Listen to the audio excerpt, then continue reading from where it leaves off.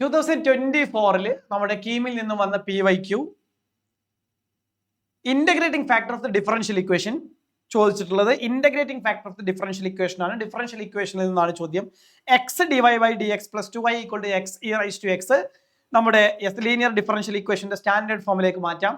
X വെച്ച് divide ചെയ്യാം. So this become dy by d x plus 2y by x equal to x e raise to എക്സിനെ x കൊണ്ട് divide ചെയ്യുമ്പോൾ ഇവിടെ എന്താവും?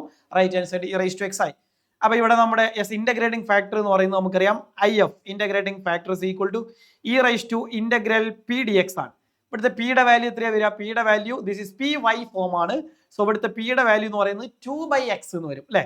സോ ഇന്റഗ്രേറ്റിംഗ് ഫാക്ടർ എന്ത് വരും? E raise to integrating factor e raise to integral 2/x dx എന്ന് വരും.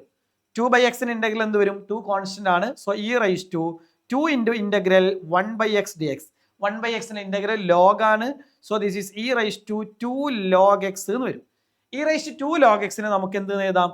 E raise to log x square എന്ന് എഴുതാം. കാരണം log a raise to b b log a ആണ്. അതുകൊണ്ട് ബി ലോഗ് എനെ നമുക്ക് log a raise to b എന്ന് എഴുതാം. 2 log x നമുക്ക് e raise to log x square എന്ന് എഴുതാം.